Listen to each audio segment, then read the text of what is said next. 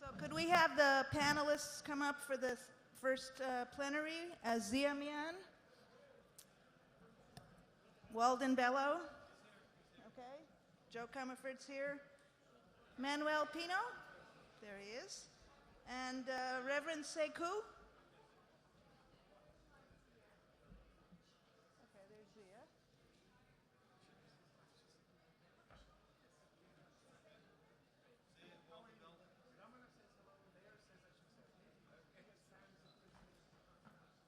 Is Reverend Sekou in the house?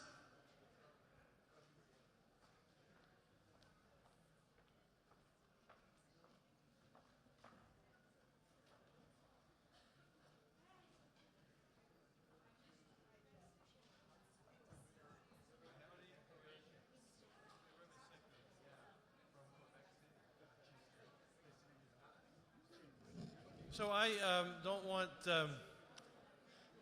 don't want people to be asleep by the time we finish this plenary. So we're going to move right into it. Our panelists are going to sit down, and I'm going to drive this train as close to on time as I can. It was an interesting process for us to organize this conference. To appreciate, there were about 50 members, 60 members of our coordinating and advisory committees, all of whom helped us to plan and to decide what the structure of it would be and who would be speaking. And so, as we conceived it, the purpose of the first panel this evening was essentially to lay down the markers of our themes, to look at each of the interrelated struggles that we're in, the struggle for nuclear weapons abolition, to address the world's wars and as we move into a new era of confrontation, to deal with the absolutely destructive impact of military spending, not only in terms of the preparations for war, but what it means in terms of hunger, homelessness, the lack of economic and social development, to look at the reality of environmental degradation, and to look at its interrelationship with war, peace, and justice issues. And finally, to remember that we're in New York. It's known for the Empire State Building. It's known as the international financial capital of the Western world. It's also the home of a man named Garner, who was one of many African American people, especially men, who have been subjected to racist and increasingly militarist police forcing. And these are all interrelated. You look at the history of U.S. wars, and you see that it's been extremely rare that the U.S. has gone to war against other nations that are predominantly white. You have in your booklets the biographical descriptions of each of our speakers. I want to keep us moving on time, so I'm going to move really quite quickly in introducing the 5 speakers on this evening's panel, and we will be keeping them to about 10 minutes. Following that, we'll move to a bit of an interview, and then we will prepare for tomorrow. Simply to go in the order that they'll be speaking, to begin by introducing Mian. Zia is intellectually courageous. He is a professor of physics at Princeton University, the Woodrow Wilson School, and he has been willing to come out and speak to all kinds of audiences for many years, and I'm just deeply, deeply indebted to him. The next speaker, Walden Bello, recently resigned his position as a member of the Congress in the Philippines. Walden was a leading opponent not only of U.S. military bases in the Philippines, but also to the Marcos dictatorship that brought him to the United States in exile for a considerable period of time. Walden resigned because there was a recent massacre in Mindanao in which I think 44 members of the Philippine militarized police were massacred, in large measure because of the United States' involvement in that war, which the Philippine government refuses to acknowledge. Manuel Pino is an Acoma native from Arizona. He is deeply involved in the struggle of Native Americans in relationship to uranium mining, which has devastated Native American and Indigenous people in other countries. And he also is on the faculty at Scottsdale Community College. And I think few people there will remember that the symbol of Scottsdale Community College was created by anti-war veterans during the Vietnam War. The symbol is the fighting artichoke. Finally, do we have Reverend Sekou here? He's here. Reverend Sekou, I first met when he was a senior member of the staff of United for Peace and Justice, created after the beginning of the war with Afghanistan. Reverend Sekou did very important work in the religious community for many years. It's now, the United States has been at war for 14 years. There's lots of time to do work. And he has been among the leading clergy figures in Ferguson, Missouri, which has really become, in many ways, the what do you call the litmus test of what the United States is going to become in the next years. It is the heart of the new civil rights struggle in this country. The destructive, murderous qualities, actually, of racism in this country never went away. And Reverend Sekou is very deep in that struggle. We're very glad to have him here. So I will get out of the way and ask Mian to come up and launch it. Oh, I didn't do Joe Comerford, my goodness. So I didn't do Joe Comerford. How did I do that?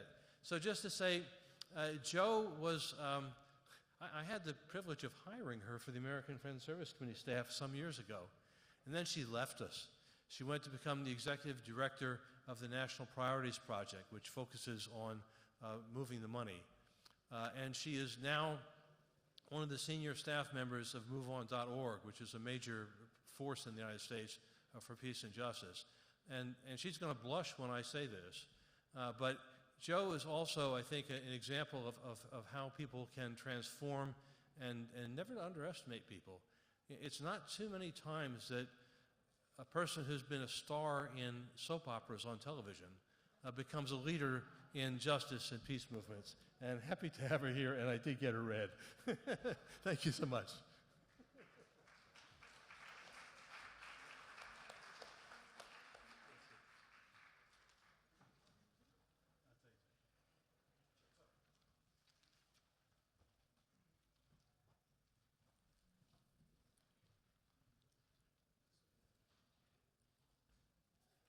Thank you, Joseph. Thank you, everyone, for your patience. It's not fair, you know, to ask me to talk about how to save the world in 10 minutes. But that's what we're supposed to be trying to do, to help begin a conversation about where we are today and how we can move forward. But let me start by taking you backwards. This is the 70th year of a planetary emergency. And that emergency was created by, as Daniel Ellsberg and others have talked about, the development of the first atomic bomb by the United States during World War II. I call it a planetary emergency because even before the first bomb was ever made, the scientists who were involved in building that bomb realized the scale of what we were doing to the future of humanity as a whole. So in 1944, scientists were already warning the United States government that unless there was a path to the abolition of the atomic bomb, the bomb was going to be what they called a perpetual menace to humankind. The idea that humankind as a whole was going to be under threat from this new weapon was really the first time that people started to talk about something that humanity had made that threatened all people everywhere. And so the connection between peace and planet and humankind is now 70 years old.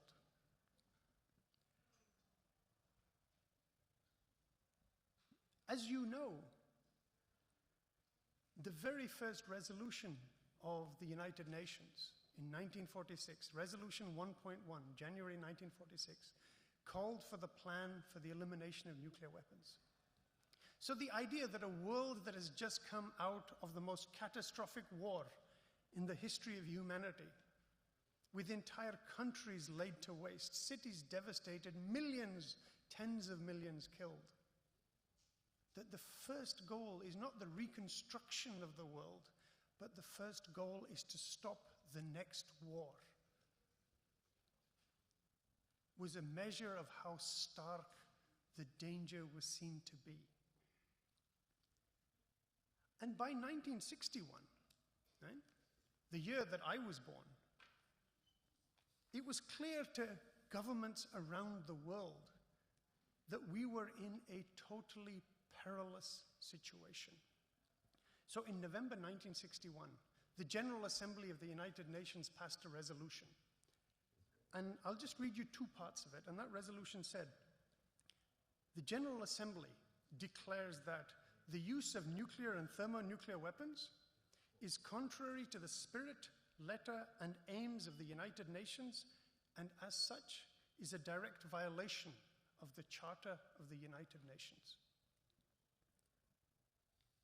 And then it goes on, any state using nuclear or thermonuclear weapons is to be considered as acting contrary to the laws of humanity and committing a crime against mankind and civilization. You would have thought that then by 1962 at least, we would have abolished nuclear weapons. Once the United Nations says that the use of nuclear weapons is a crime against civilization and humanity, what more do you want?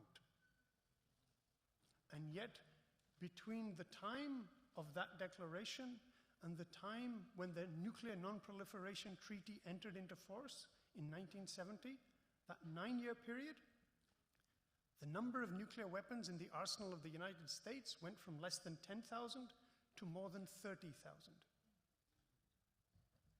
So the first lesson to draw is that what the international community of states says through the United Nations does not affect the policy of the great powers when they choose to ignore it. The second thing that follows from this is that we have the Nuclear Non-Proliferation Treaty. It says that the nuclear weapon states promise to negotiate in good faith the elimination of nuclear weapons. That was 45 years ago that that obligation entered into force. 45. And none of the states that had nuclear weapons at that time have given them up. And there have been no negotiations on the elimination of nuclear weapons. So the question that follows is, what use is this treaty if after 45 years it has not delivered on its most fundamental obligation? What we have had is that in the year 2000 they agreed on 13 steps towards nuclear disarmament. 5 years ago, in 2010, they agreed an action plan with 64 steps. None of those steps have been implemented. So the second lesson is that even the treaties they make among themselves do not bind them when they choose not to be bound. The third lesson is that the gap between what they say to us and to the world when they talk about nuclear disarmament and what they do at home is growing and is larger than perhaps it has ever been. So President Obama in 2009 talked about a world free of nuclear weapons. Instead, we have seen the largest commitment to the modernization of the nuclear arsenal by the United States, except during the early years of the Cold War. $1 trillion over 30 years. Everything will be made new. New nuclear weapons, new missiles, new bombers, new submarines, new nuclear weapons factories, and a new generation of nuclear scientists to design these nuclear weapons. Everything will be made new. And we were told this, but we did not want to listen. Because what Obama said in Prague is that I want a world free of nuclear weapons, but it will happen perhaps not in my lifetime. Hillary Clinton, as Secretary of State, told us that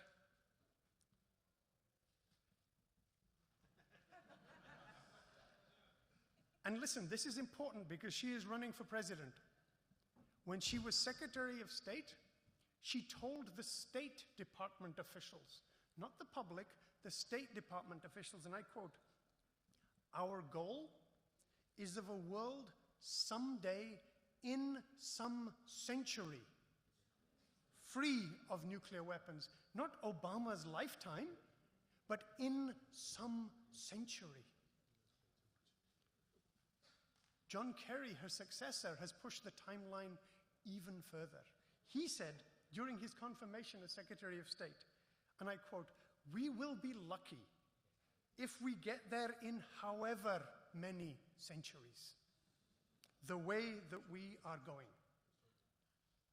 So, the question is, what is the way we are going?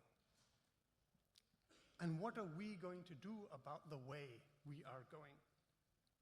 We go to the NPT every 5 years. I remember being here with Daniel Ellsberg in 1995 and so many other people who are here.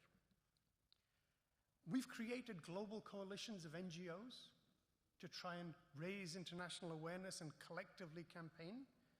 We have tried to write a nuclear weapons convention because the nuclear states and others couldn't. We've tried a campaign to move the money away from nuclear weapons by telling people how their pension funds and their savings are supporting nuclear weapons industries in major countries like the United States, Britain, France, and Israel. So the Don't Bank on the Bomb campaign tried to use material leverage, that if you know where your money is going, it's your responsibility, do something about it. We've tried the humanitarian initiative, right? 3 conferences in 155 countries. And there's talk of a treaty to ban the bomb, right? That will be written without including the nuclear weapon states in the hope that we will shame them and pressure them into giving them up. So it says time's up, right? So this is where we are. Our time is up.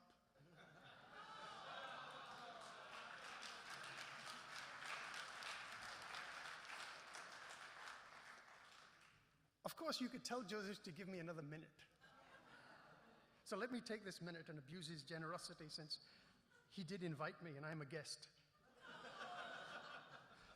So I think the last thing that I want to say is that we need to take seriously our failure. We want to do the right thing. We think we are doing the right thing, but we are failing. It is a failure of historic and epic proportion because we are fighting the greatest crystallization of violence and power that the world has ever seen. It was never a fair fight. But that doesn't mean we have to stop. We just have to be more creative and more courageous in how we do this. And so I think that looking forward, there is a lot that we need to think about, a lot that we need to talk about, but the first thing we have to do is to stop doing things the way we are already doing them. The way we are going is not taking us where we want to go. Thank you.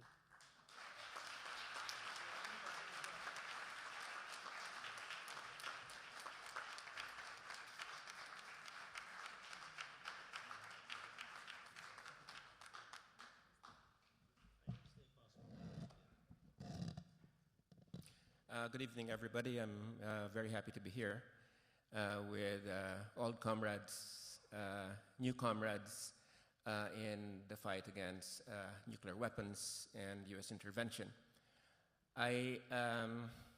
When Joe introduced me, he said that I had just resigned from the Philippine House of Representatives. Well, when I accepted the invitation to come here, which was a couple of months ago, I was still a sitting member of the House of Representatives. But I resigned. Just to explain what Joe said, I had to resign because the President of the Philippines refused to accept responsibility for a US-directed raid that killed quite a number of people, a raid that we are convinced was mainly engineered by the United States in its so-called anti-terror war. I come from a region where the shadow of war and nuclear war has always cast itself. Of course, there was the Second World War, Hiroshima and Nagasaki, this cataclysmic event. There was the war in Vietnam. And let me just say that although nuclear weapons were not used there, it was a close call. In 1954, when Dien Bien Phu was about to fall, the US Joint Chiefs of Staff and President Eisenhower, in fact, contemplated, though did not carry out, the use of nuclear weapons, tactical nuclear weapons, to save the French garrison. Well, I forgot the Korean War.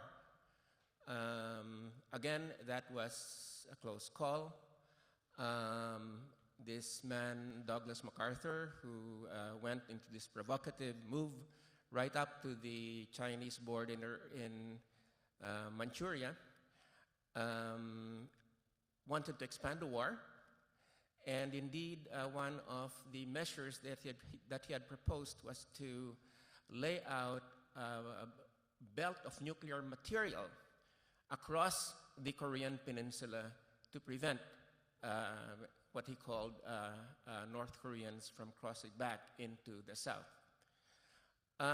So this intervention, US-led intervention, and of course the shadow of nuclear intervention has always lain over us in Asia. It has not disappeared.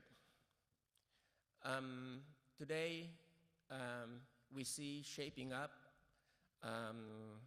something that many of us are very apprehensive about, which is a sharpening conflict between the United States and China.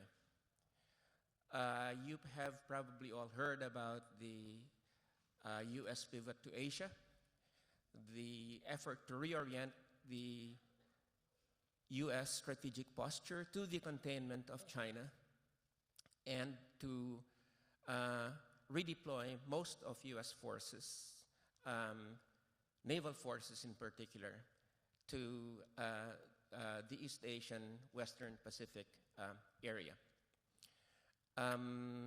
Geopolitically, geostrategically, it is fairly clear that China has been defined, and this has been coming for some time, as the US's quote-unquote strategic competitor.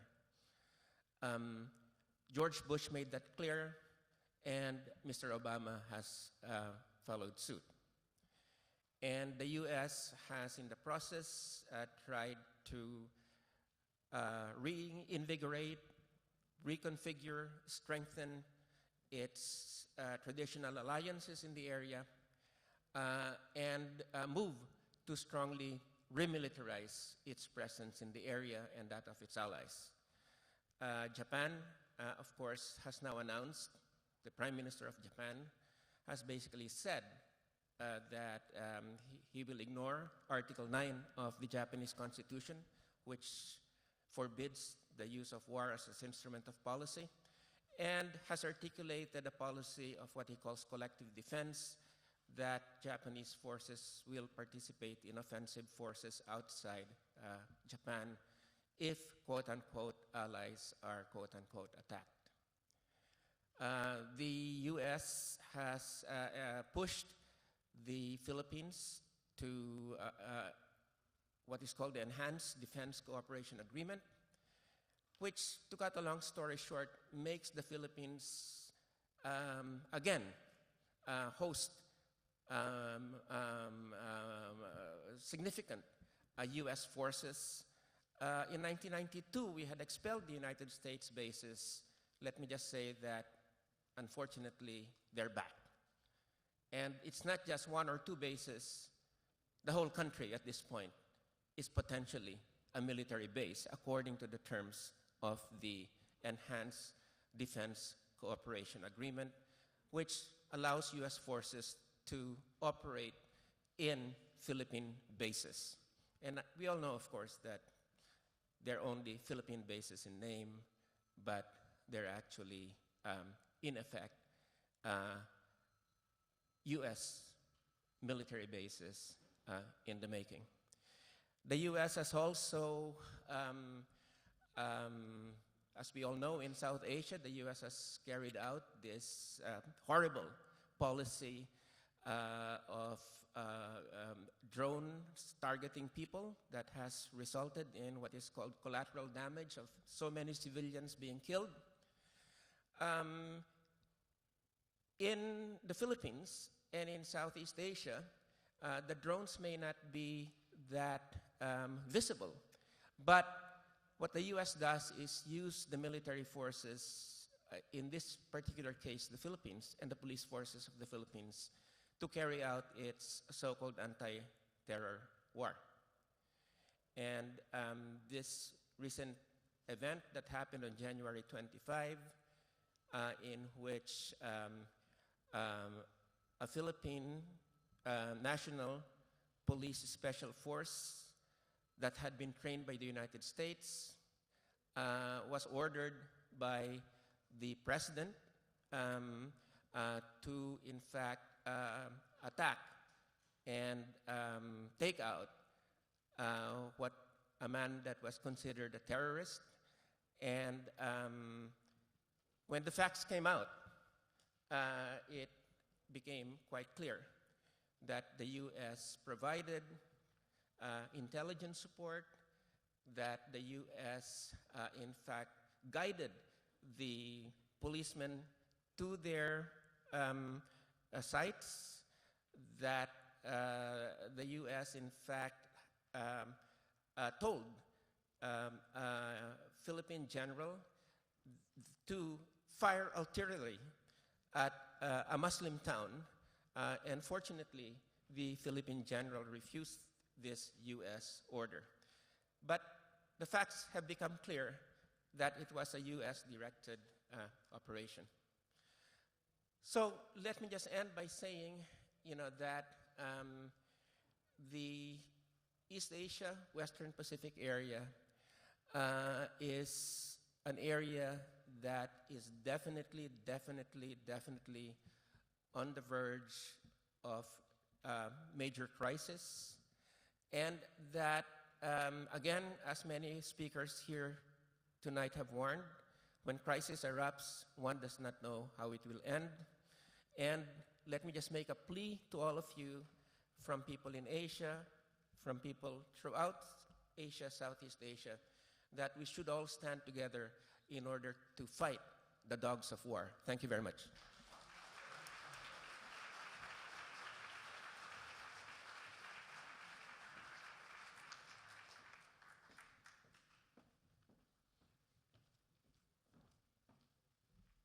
Good evening.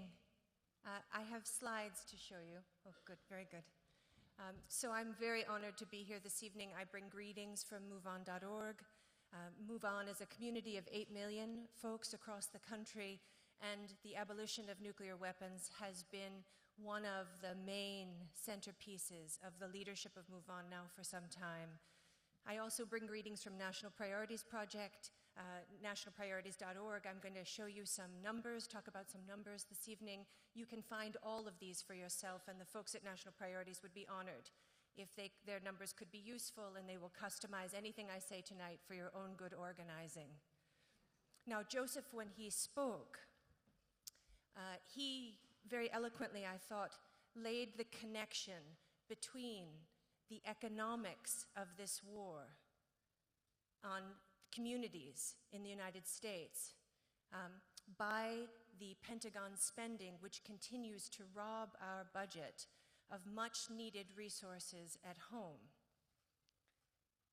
And then Zia, when he spoke, talked about the disconnection between what our politicians in the United States say and what they actually do. And it's nowhere more evident, for me anyway, this disconnection than the US federal budget, which is, for those of us who are taxpayers in the United States, funded by us. 2/3 of our budget comes from our payroll and income taxes. And so, for me, it is a very intimate connection between militarism and our work together in the United States to end militarism. So this first slide actually is just a snapshot of today. It is the Pentagon is the large blue bar that you see. Now, this number represents nuclear weapons. It also represents war spending. It represents also our Department of Defense budget and also the Department of Energy, which is where a large portion, as we know, of nuclear weapons spending is contained. You'll notice it next to two other very much smaller bars. It's, of course, the Department of State, where all the conflict resolution and prevention money is housed. And then, of course, international aid, the aid that we're able to give as a nation that is non-militarized. So put this bar another way, for every 2 cents that we spend on international aid, we spend $1 on the Pentagon. This is what our nation is. This is actually the embodiment for me of the disconnection between what President Obama will say in one moment and what we actually do as a nation. But of course, this isn't just, could you advance the slide for me? Thank you. This isn't, of course, just a snapshot of today. This is an abiding reality for us as a nation. Here is a historic trend. You can see the blue line is, of course, our military spending over time. And of course, there is a real crux in the 1980s. At the beginning of the Cold War, our nation changed. But before then, if we were to go backwards in time, we would see that domestic spending actually outpaced military spending, which for me is the hope, meaning that people's movements, the government didn't just benevolently say, oh, let's spend more on our housing and our community and our education. No, that's not what happened. People demanded it. And then, of course, 1980, 81 happened. And since then, these lines have divided. And so that the sagging domestic line actually represents every single dollar in this nation, every single dollar spent on education, on housing, on keeping the government running, on energy programs, renewable energy research and development, community medical programs, anything that you can think of where our tax dollars in this country go to communities, go to individuals. That's what that line represents, and yet it is still outpaced by Pentagon spending. The other thing that's really critical for me about these lines is that these are not mandatory pictures of what must be in this nation. Actually, quite the contrary. This is called discretionary spending. So discretionary, as we think of it, right, at the discretion, the president must request this spending every year. Congress must debate this spending every year. And every year, we come to the same conclusion, which is why the people's movement embodied by this conference is so critical, which is why, as Zia said, we actually have to do things differently, or else we'll continue to repeat the same fate year after year in the embodiment of this budget. I would clap for Zia Mian in a second. Could I have the next slide?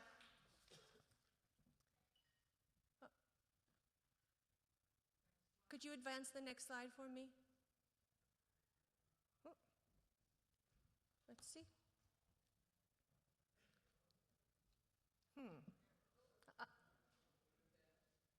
There we go. Or not. I'm just going to I'll keep talking to you. Okay. So $23.9 billion. That's this year, just for nuclear weapons this year. That's not last year, that's not next year. just this year in this nation. It's part of our militarism. It's part of that big, big bar. Now that's $65 million a day, right? It's $2.7 million an hour. And if you're in New York City and you're paying taxes, it's going to cost you $900 million just this year. Now that's a conservative figure. Some would put it higher once we understand the infrastructure necessary to hold these weapons. And as Zia said, and others have said, we are going to make a commitment in this budget to modernize these weapons. Next slide, please. So what could it buy instead? What's the connection that Joseph and others are going to talk about both tonight and throughout this conference? And this, of course, is embodied in the Move the Money work that's happening nationally, thanks to the good work of Judith and Peace Action and AFSC and other partners in this work. Okay, so for the same amount of money as we'd spend on nuclear weapons, we could repair all of our nation's 14,000 high-hazard dams. That's the same amount of money. We could more than double the spending on our schools in this country. And the U.S. Society of Civil Engineers told us that our schools, 1/3 of them, are so dilapidated, our kids can't learn in them. But we don't have enough money to rebuild them. We could fund the current gap between upgrading our bridges and allowing them to remain unstable. And the same U.S. Society of Civil Engineers gave our infrastructure, our bridges, a C grade. Too many of them, they said, were damaged. Can I have the next slide? What else could it do? Well, there are currently 5.2 million kids in this country right now who are uninsured, even after the healthcare revolution. This, for 1 year of nuclear weapons spending, we could insure every single one of our nation's children. Can I have the next slide? But 10 years out, with the commitment that our nation has made to modernizing, we're actually looking at something much larger than $23.9 billion. We're looking at $348 billion. Well, what would that pay for, do you think? That would actually pay for the president's entire commitment. So 10 years of nuclear weapons spending would pay for 25 years of free community college for every single graduating senior and early childhood programs for every single toddler eligible in this nation. 25 years of those programs or 10 years of these nuclear weapons. The next slide, please. And of course, as Zia said, it could be so much more, right? We're looking at $1 trillion over 30 years. And that's what the Quadrennial Defense Review tells us.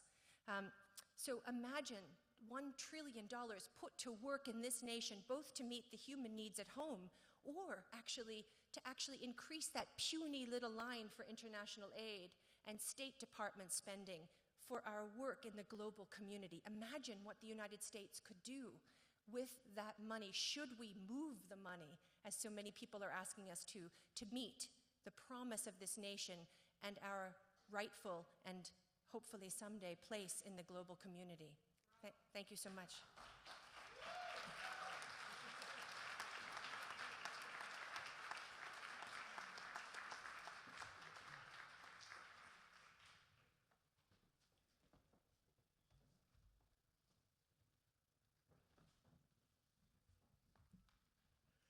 Goatsi, Gaitawa Traitra, Traishap, Haupa, Pechumaistama, Ersa, Ako Mers Hano, Yakakuka Nish Hano, Sharch Hano.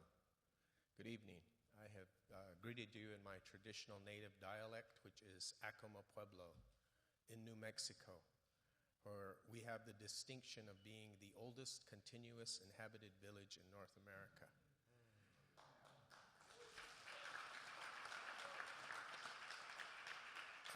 It's kind of like listening to an echo in a canyon in here tonight when I'm hearing about treaties. Now, ask indigenous peoples about broken treaties, broken promises regarding the United States government's commitment. I think this nuclear proliferation treaty must make on that laundry list about 500.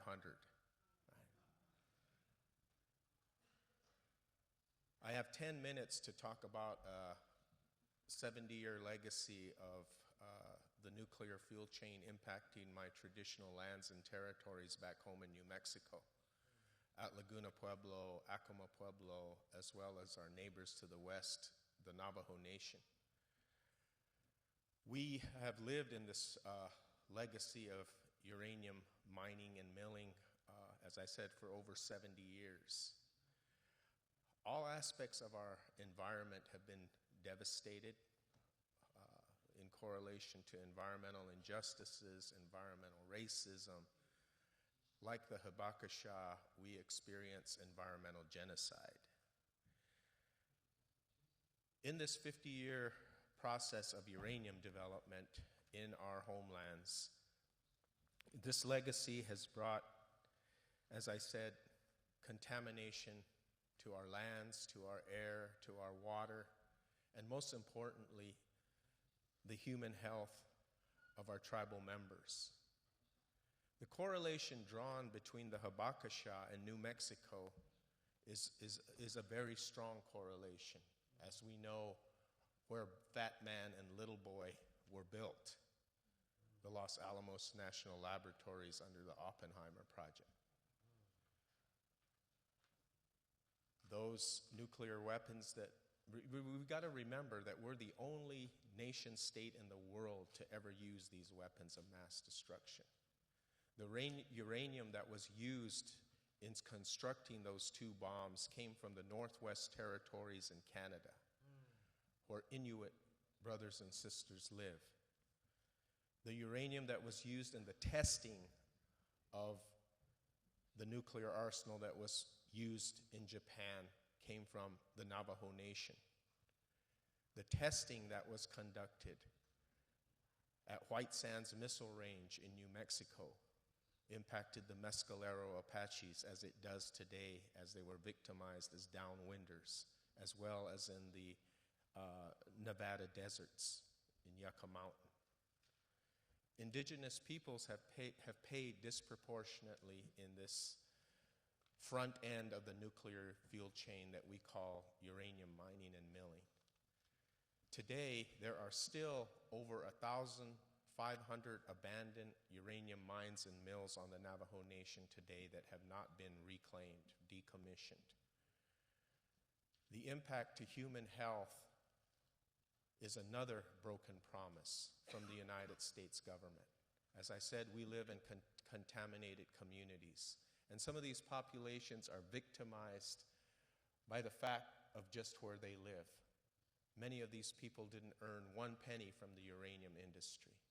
Consequently, today, in our communities, we experience all forms of cancerous-related illnesses, from cancer of the brain to cancer of the colon and everything else in between. My father, uncles, nephews, cousins, even some of my aunts worked in the uranium industry in the 50-year legacy in what is known as the Grants Mining District. The Grants Mining District was the most intensely mined area in North America from about 1945 to the mid-1990s. In our communities, we housed the largest open-pit uranium mine in the world at Laguna Pueblo, the Jack Pile Mine. We also had the largest producing mill for yellow cake in the Grants Mining District at the Kerr-McGee Mill. We also had right into one of our most sacred mountains, Kaweshtima, what we call Mount Taylor, the deepest mine shaft in the world.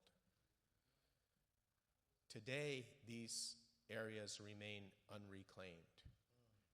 Today, the federal government has not provided us with another broken promise, comprehensive health studies in our communities. In fact, we have just initiated a study on the Navajo Nation funded by the Center for Disease Control, addressing a birth cohort study that looks at mothers less than 45 who have lived near these contaminated mines and mills on the Navajo Nation. And we're finding through our studies blood and urine samples of the children of these young mothers less than 45, background radiation in the blood and urine of infants as young as 2 months old. Even though we have this evidence before us, the United States government has this evidence before us, they're still proposing new mines in the Grants Mining District. In 2010, I was invited by Hibakusha activists to Japan in August 6th and August 9th, where I went to Hiroshima and Nagasaki due to the fact that one of these proposed mines is being initiated by Sumitomo Corporation of Japan. And while we have no legal recourse on this proposed development area because it's off the reservation. So this is a federal governmental initiative, an initiative put forth by the state of New Mexico. When I went to Hiroshima and Nagasaki in 2010 and met with the lawyers of Sumitomo, they continually emphasized that uranium mining, nuclear power are safe solutions. What happened in March of 2011? Fukushima. I asked my colleagues that I just met with over last weekend, now what does Sumitomo say about nuclear mining and milling and nuclear power? They continue to deny the impacts of the nuclear fuel chain, despite the fact that my colleagues have informed me that in the Fukushima area, 120,000 people have been displaced as a result of the nuclear contamination. One of my colleagues was a physician from Osaka, and she estimates that at least 110,000 people in the Fukushima prefecture area will be impacted by some form of cancerous-related illness. How do we convince nation states of the world that they have to live up to their commitments like the Nuclear Proliferation Treaty? What does it take? How many more Fukushimas? You know, we live in the southwestern United States where the second worst nuclear accident took place in 1979 at the Church Rock spill, where over 1 million gallons of liquid radioactive waste was emitted into a tributary called the Puerco River that eventually flows into the Little Colorado, that eventually flows into the Colorado, which is now considered the most endangered river in the United States. If you go up the Plume in Utah, you see mines and mills a stone's throw from the Colorado. As our elders have taught us, to destroy the land is to destroy all living things. As simple as that. I leave you with these words: no more nuclear power. Thank you. Come to our workshop tomorrow and we'll show you slides and pictures of these devastated areas.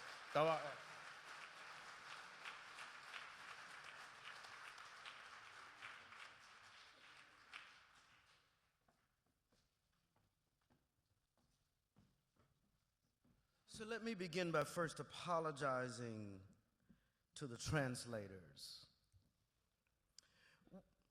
We want to begin our understanding of nuclear weapons within the framework of a broader understanding of what does it mean to understand nuclear weapons in the context of the logic of the American empire.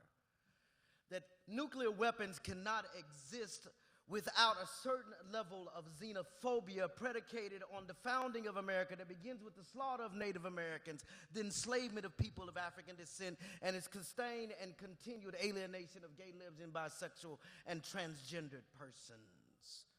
One cannot understand nuclear weapons without understanding this context because if one looks at the nature of the bombing itself, the high level of xenophobia that was deployed throughout the American society to demonize Japanese brothers and sisters. And so we have to begin by understanding that the logic of the American empire, as articulated by Martin Luther King, with xenophobia, materialism, i.e. capitalism.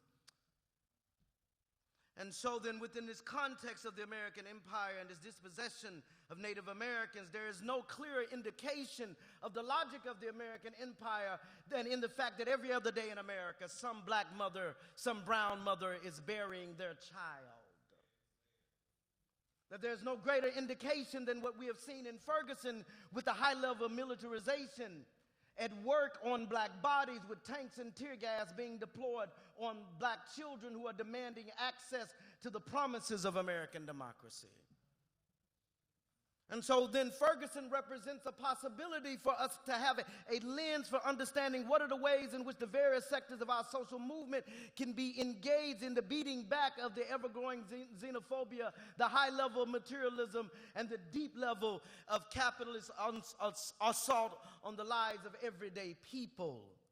And part of understanding the way in which that it attacks the beingness of people under the auspices of the logic of the American empire begins with the ways in which we begin to show up for one another when the various forms of xenophobia are at work in the lives of everyday people.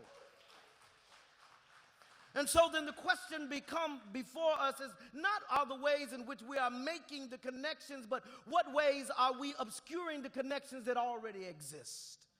For in Ferguson, the same tear gas that was shot upon us in Ferguson was made by the same company in Pennsylvania that makes the tear gas that is shot upon Palestinian babies living under vicious occupation of Israel.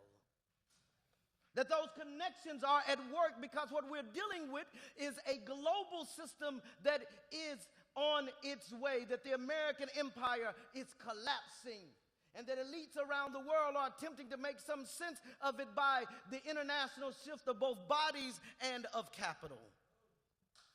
And so in that international shift of both of bodies and of capital as embodied in the struggle that we have been engaging in Ferguson as part of the global collapse of the empire.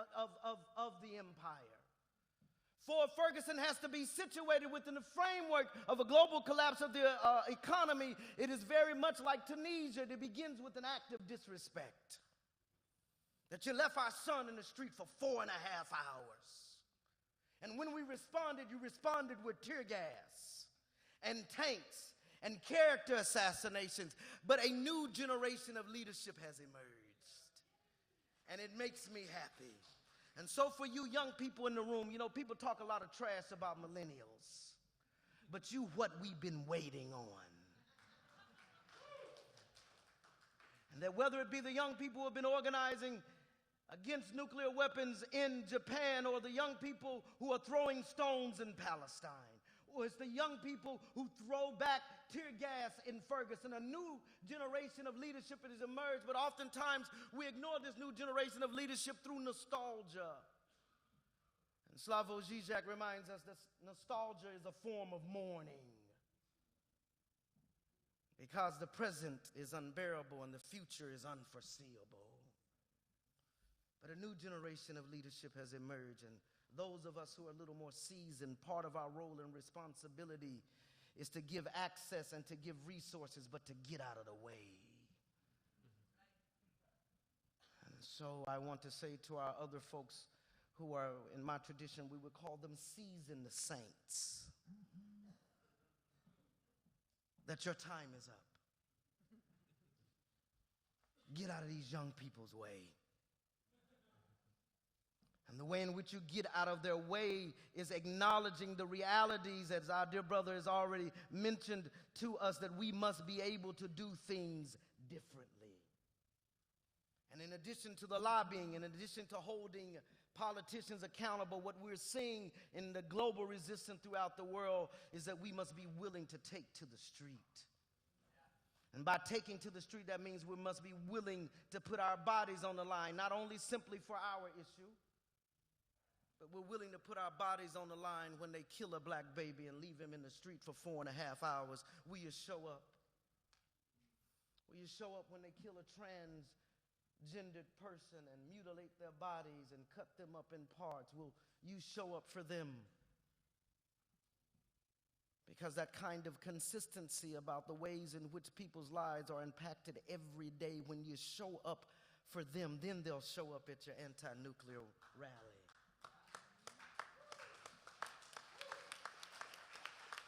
Because in solidarity, there must be reciprocity.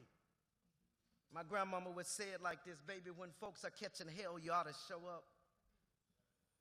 And so that the task before the peace movement, and the task before the anti-nuclear movement is, how will you be present in the lives of everyday people when Native Americans are being trashed on their reservations? Will you show up for them?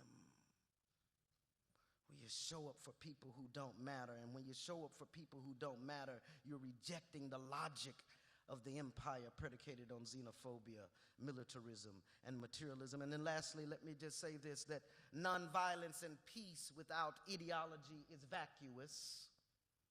That oftentimes we want to talk about peace in a peaceful world, but we don't talk about justice.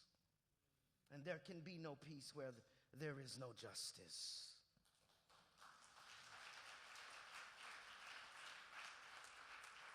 So part of understanding what peacemaking looks like means that you're willing to raise a little hell.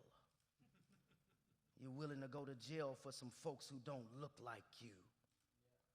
And you're willing to understand that though these young people, whether they be in Tokyo or Ferguson, Missouri, they may not do it the way that you used to it being done, but they're nonetheless your children, and you have a moral and ethical obligation to show up for them.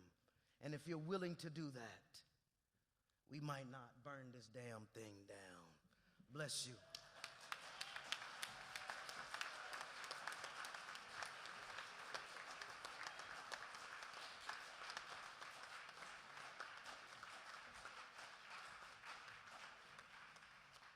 Wow. So I have the challenge now of, first of all, appreciating each and every one of our presenters.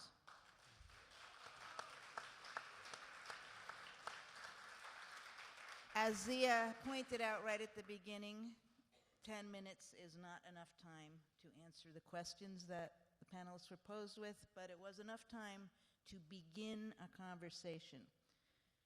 And so I'm going to try to move the conversation forward by making a few observations and then posing a question and turning it back to the panelists so they can address it in a more open-ended way. So we began organizing this Peace and Planet mobilization a year ago, recognizing the deep flaws in the NPT and the failure of the NPT review process to move us closer to a world without nuclear weapons. But nonetheless, we recognize the importance of a strong, visible civil society presence at the review conference, as Angela Kane underscored the importance of, with a clarion call for negotiations to begin immediately on the elimination of nuclear weapons as essential. But we also recognized something a lot of us have known for a long time, that we would not be strong enough as a single issue movement to build the required political will on our own. And more profoundly, we recognized explicitly that nuclear weapons do not exist in isolation and are part of a complex system of interrelated issues that impact ordinary people around the world while benefiting the tiny minority at the top. And we set ourselves the goal of addressing not only the abolition of nuclear weapons, but also the just and peaceful resolution of global wars and confrontations, economic justice and the need to move the money from military spending to meet human needs, environmental justice and the need for urgent responses to the climate crisis, and especially in light of what was unfolding in Ferguson, the need to address racial equity and the demilitarization of policing. And we asked this panel to begin talking about those issues. And as Sekou said, it's not about making the links, it's about uncovering the links that are already there. But our challenge is this, because a lot of us have been talking about these links for a long time. How do we move beyond the laundry list of demands to reach a deeper understanding of the causal linkages among issues of concern to ordinary people everywhere, manifested by a system that depends on vast economic and social inequality, which we're seeing more acutely than ever before, in which nuclear weapons and the military-industrial complexes they serve are a central component.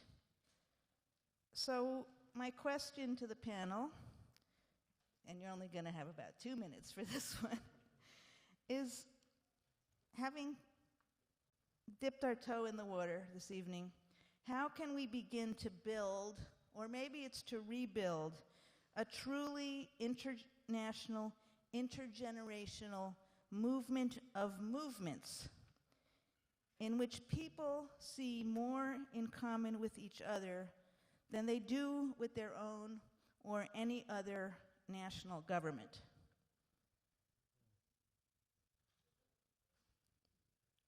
So I'd like to offer the panelists an opportunity to respond to that, or if that triggered some other thought that you didn't get to in your presentation, this is kind of an open forum.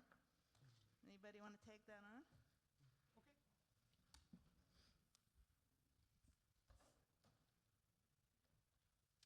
The idea of an international, intergenerational movement where people see more in common with each other than with their governments is over 100 years old.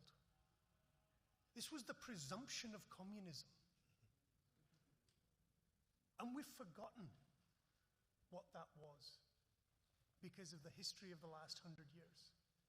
But the presumption that the relationships and the solidarity of working people everywhere had more in common than their national identities, and the way in which ruling classes used the structure of the state and so many other things to turn societies against each other is something that they tried to teach us a long time ago. So the first thing is, we have been here. The second thing is, we saw how that turned out. Right? So the question is, what lesson do we learn from that experience? The second thing I think that's important here is that, as Oxfam reminded us recently, there is now a global ruling class unlike any we have seen before. 1% now has the wealth of more than half of humanity. 1% has more wealth than half of humanity. So the question is, what do nuclear weapons and nation states actually defend? They defend the status quo. They exist to defend the structure of privilege and hierarchy that allows inequality to work. So ultimately, the question really comes down to, where do we stand on the issue of capitalism and the nation state?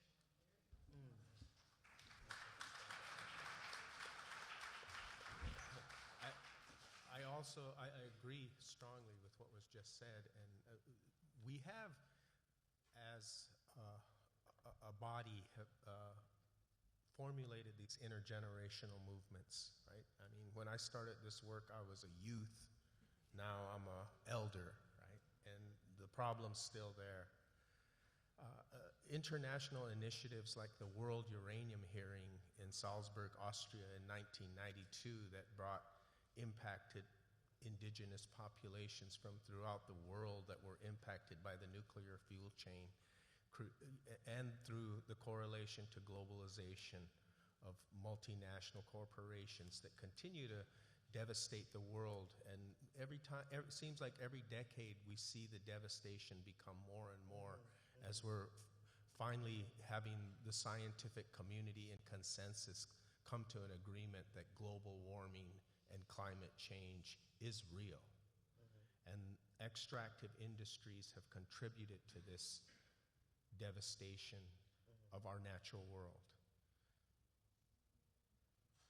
The last thing I'd like to say in response to intergenerational movements regarding the nuclear fuel chain and nuclear power is that even if we decommissioned every one of these nuclear weapons of mass destruction that humans have created, where do we put them? Yes, sir. There is no safe, permanent nuclear repository site in the entire world, yet we continue to use nuclear power. On-site waste is beyond capacity at most of our nuclear power plants in the United States. In my backyard, they don't clean these places up because they don't have anywhere to put them. An intergenerational movement needs to be started to address the question of what do we do with this, with tons and tons of nuclear waste that devastate the entire world.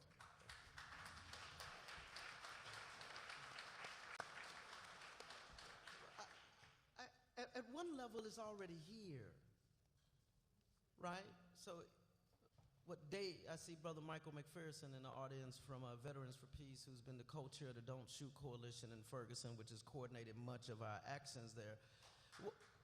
And what was that, day 2, Brother Michael? The Palestinians started tweeting us, telling us how to deal with tear gas. Day 2. Now, they didn't tell me that I shouldn't wear my church shoes while running from the tear gas, and they told me that was obvious. I was a little mad at them for it. But I think it's already at work, and in terms of if you look at what's been happening with youth organizing throughout the world, so, I mean, Sarajevo did hands up, don't shoot.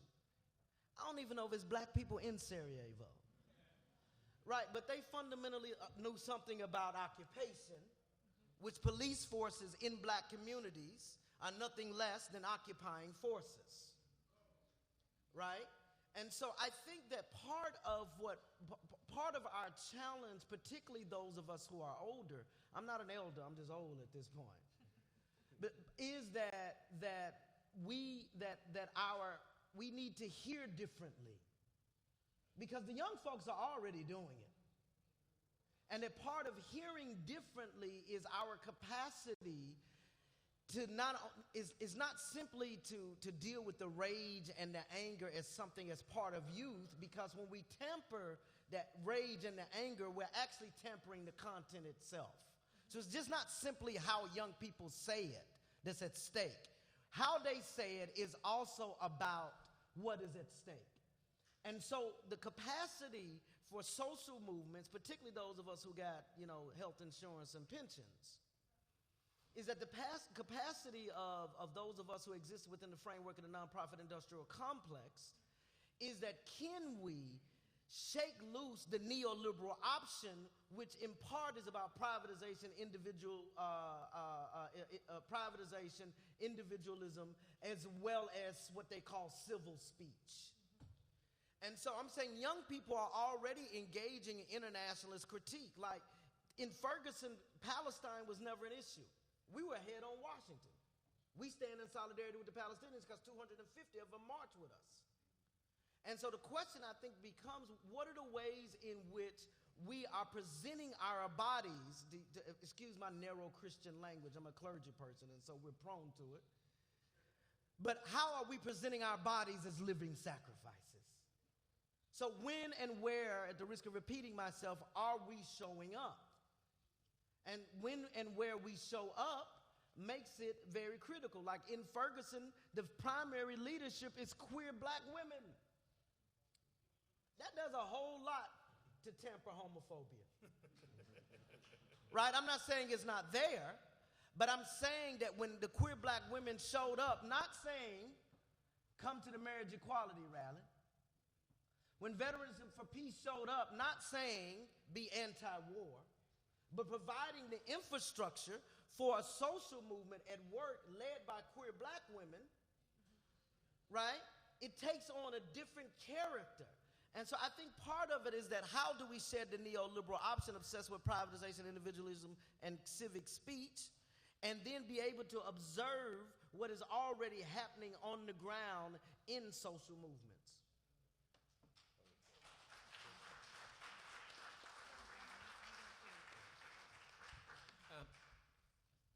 not exactly sure about giving a coherent answer to this.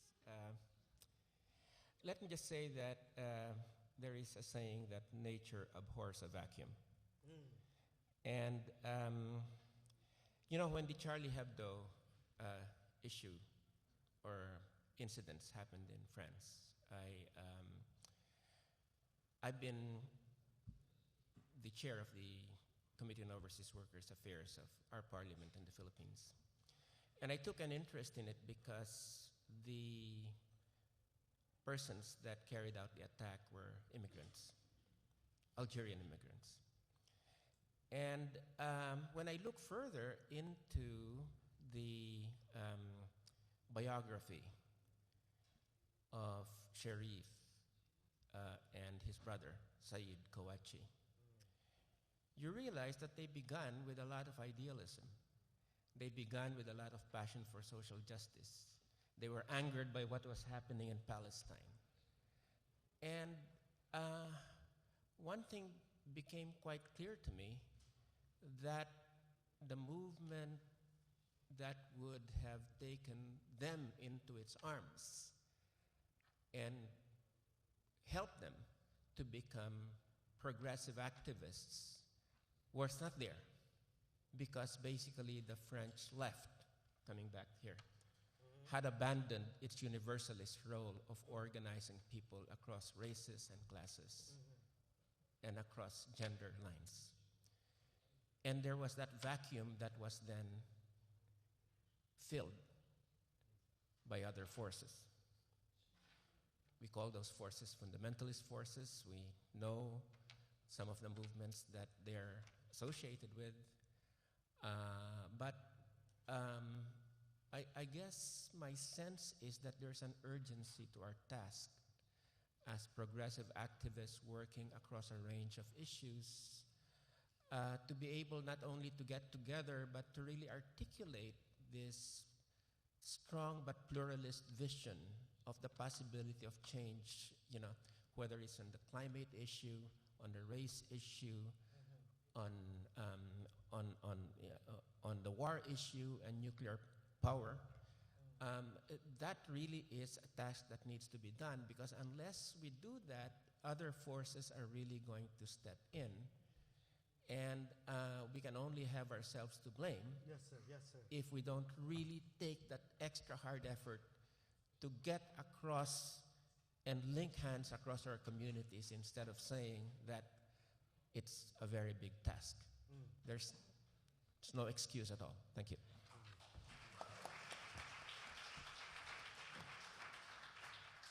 It's a terrific prompt.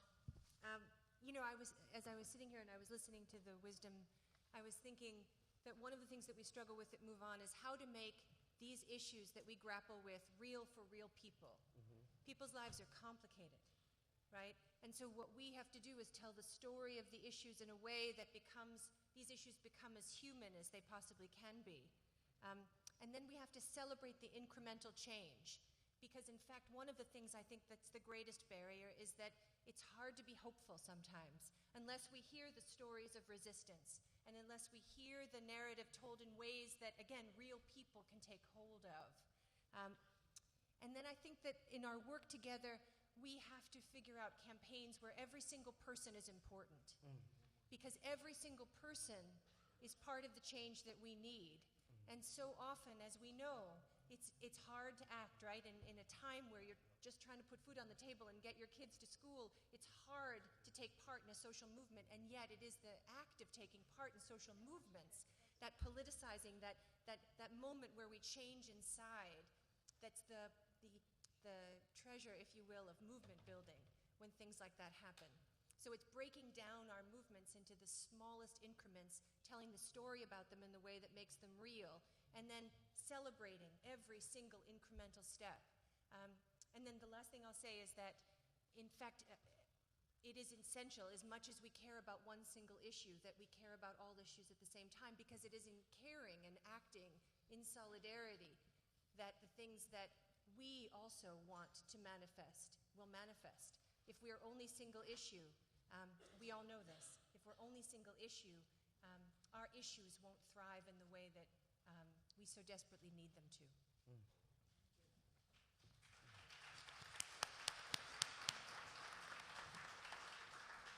I want to thank the panelists for allowing me to lead us maybe one step further into the discussion that we've just begun. And I just heard something kind of resonating. There were many things resonating, but one thing that has struck me a lot in the work that I do and with my particular colleagues is that we often don't have the space to ask really hard questions that we don't have ready answers for.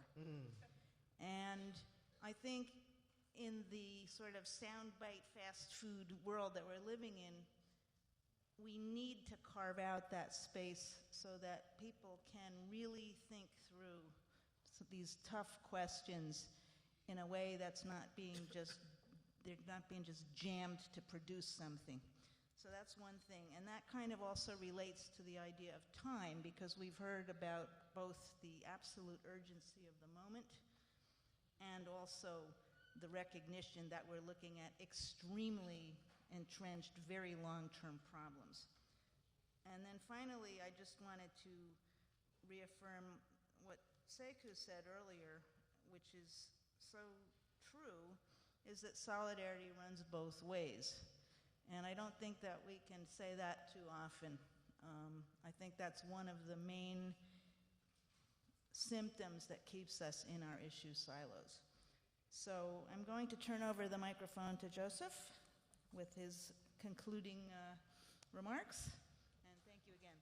Actually, we're going to have, on the subject of time, I realize it's late, but I want to ask, if you will, 2 more questions and see how people want to respond.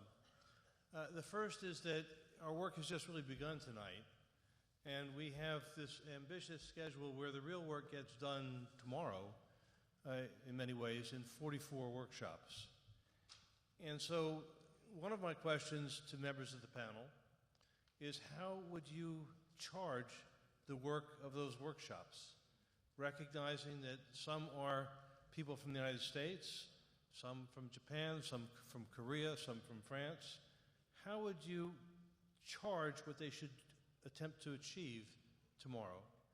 And my second question is, my take with Peace and Planet is we've taken a small baby step, both in terms of international collaboration and in terms of issue integration.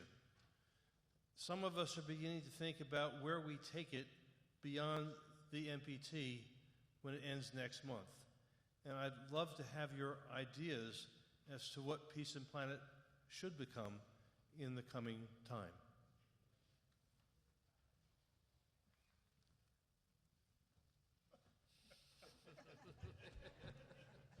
Well, I would want to begin with challenging everyone to look at their own location and own space and what work is already happening and how can you support it. It is a rejection of the evangelical model about bringing God to someone. If there be a God, God is already at work in that space. You just got to have sense enough to see it. So that becomes one question. What is work is already being done? And then I think is that for us to humility is something once you say it, you're not.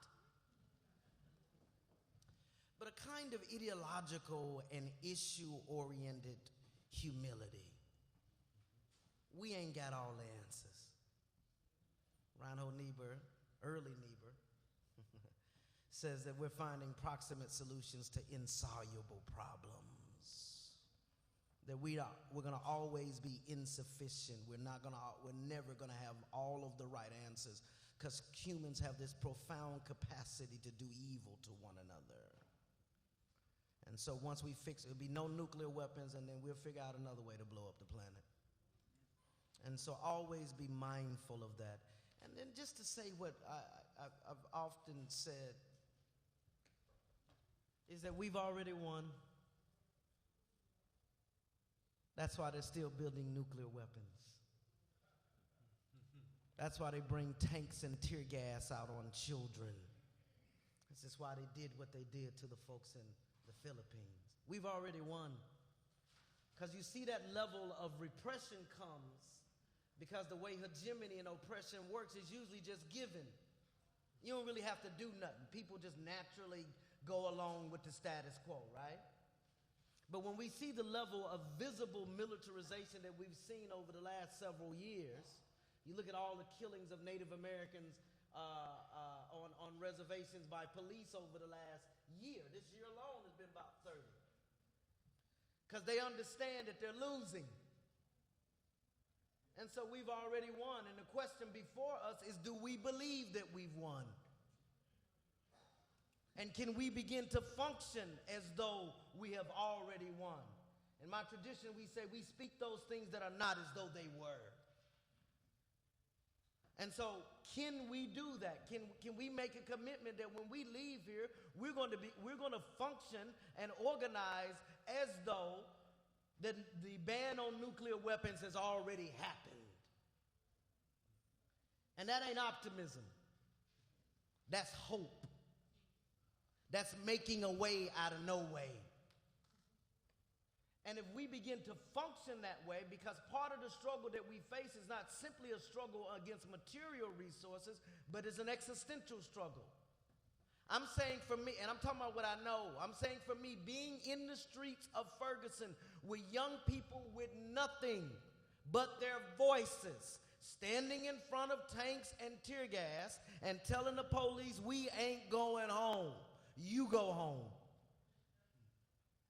Something happened to me. And I'm saying when you are part of a community of struggle that stands in front of some nuclear manufacturing institution and you say, we ain't going home, something will happen to you. And that is the kind of struggle and that is the kind of commitment that I think Peace and the Planet needs to be engaging in. Because part of what we need to be distributing to those who suffer is the possibilities of hope. And the possibility of hope begins when we assume that we've already won.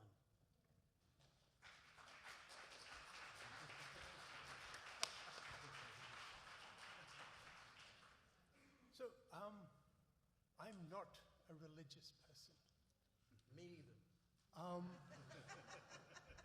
But I can tell you that the great philosopher Hannah Arendt taught us that violence happens when politics fails. And so I agree with you in many of the things you said about the resort to violence by power is when power has failed in its usual operation. So the question that I think the workshops need to think about is, what kind of countervailing capacity can we build? Right? As you said quite rightly, putting bodies on the street, saying we will not go, this is countervailing power. So the question, for example, for my friend Wilbert van der Zijden, who's sitting there in the front row in his Don't Bank on the Bomb workshop about how our money funds nuclear weapons industries in key countries. The question is, what capacity can we build that will actually challenge financial institutions and create countervailing power? How do we get trade unions and pension funds to say, not with my money, not in my name? Yes, sir. Right? And similarly with our friends in France and Japan and so many others, where we face the rise of Prime Minister Abe and right-wing forces and a socialist party in France that swears loyalty to nuclear weapons for France forever. The question is, what new forces can we bring to bear? What new left can we create in France? What challenge to the consensus in Japan can we create? The search must be for countervailing power. Yes, see where power is and see where you can stand against it. And in terms of the future of Peace and Planet, the fact of the matter is we are at war with our planet and have been at war with our planet for several hundred years. Right? So it is not peace and planet. We have to start with talking about peace with the planet. And I think that the sensibility that the left has inherited, both the liberal left and the radical left, out of the Enlightenment, is a politics that had no sense of the environment and of nature and of what it means to be alive. And this is a lesson we can learn from many people. And so I think a key thing we have to think about is how to break out of a Western Enlightenment approach to our relationship to ourselves, to the state, and to nature. And so the question for future of peace and planet is a big question we have struggled with for a long time, and that is how to carve out a new way of thinking about what kind of world we want and what kind of people we want to be.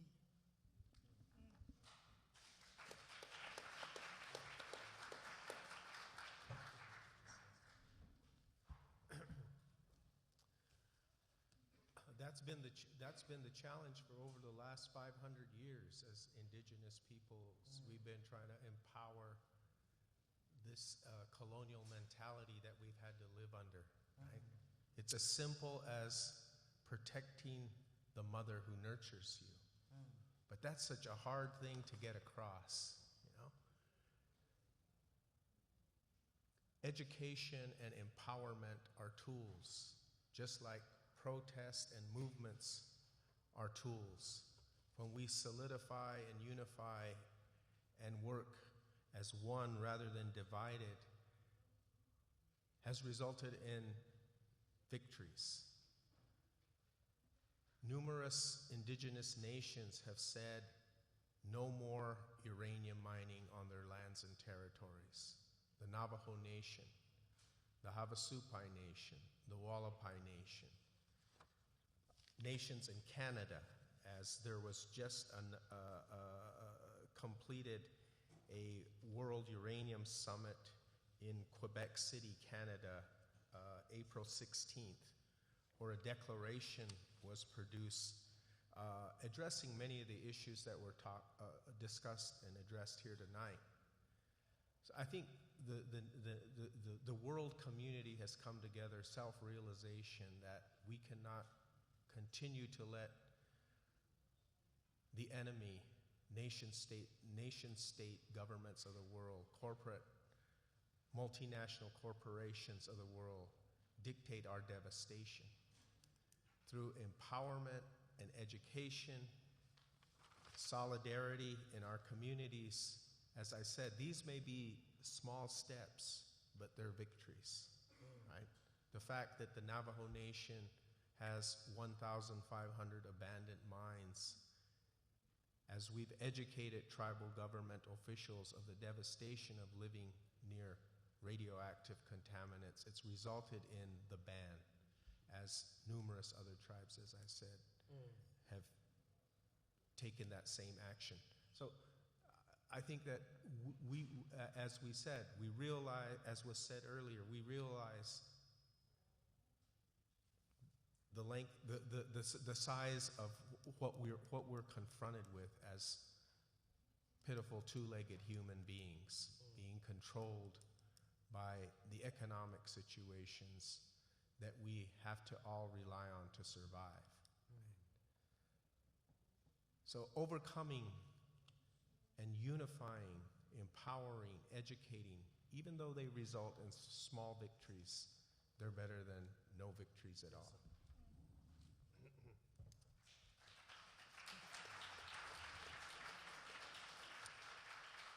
I'm a bit of a pragmatist. So in terms of the workshops tomorrow, I would urge us all to not leave the rooms that we're in until we understand what the next steps are.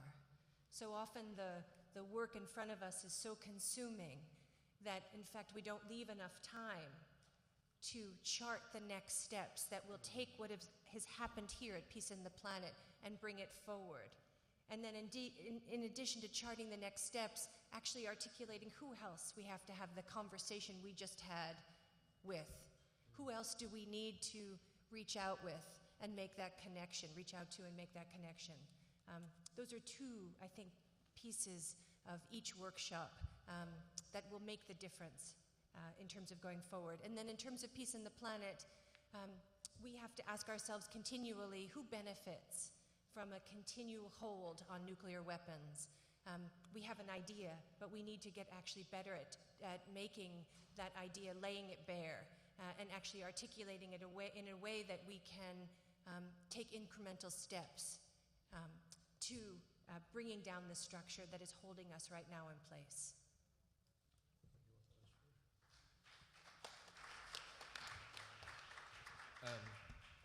The only thing that I would add is probably it might be good at some point to pose the question in the workshops how current political structures and ideologies keep us apart.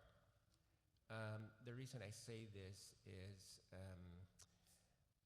I think one of the problems that we really have, and I think I'm taking off from what of the comrades are saying here, is a certain system of liberal democracy that exists in the United States that has been expanded to so many other countries.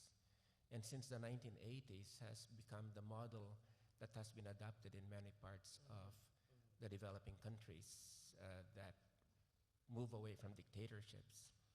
And under this political system, whether it's the Washington type or the British parliamentary type, we've had, instead of the promises of economic and political democratization, we had greater levels of inequality and greater levels of poverty that have come about.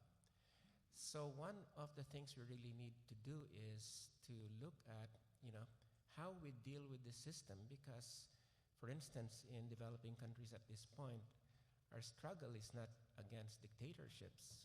Our struggle is around how liberal democratic ideologies and structures perpetuate oligarchic political and economic structures. And I think that's the same in the United States. And I think this similar experience with the way that liberal democracy, in fact, delivers something very opposite from the aspirations of people, whether they're in Japan or the Philippines or in Thailand or in the United States and elsewhere. How do we, how do we bring together our experiences here and try to see how we can work around, against, and beyond these structures to be able to get together? I think that this is maybe one of the things that I would say would be very important, not just for tomorrow, but something that we really need to think about, because I think it is a major problem that we confront. Thank you.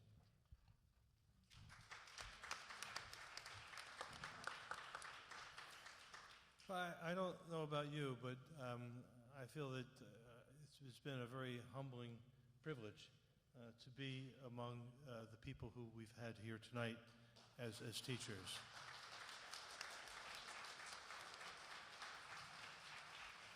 I'll also say that among the responses, I think it was Pino, brought to mind being at a round table in Hong Kong not long after 9/11. And one of the speakers there, Chandra Muzaffar,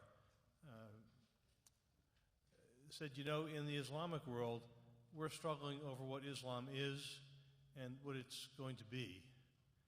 And in the West, you're dealing with flaws in your civilization that go back to Prometheus. And I think this is in some ways a profound part of the challenge that we face. I want to say that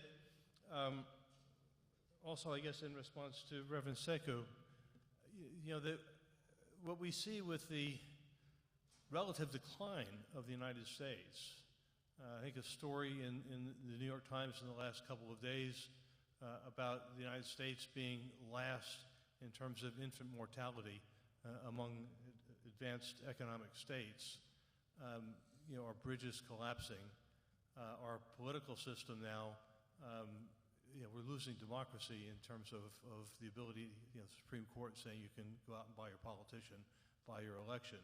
What we're seeing is the collapse of the system.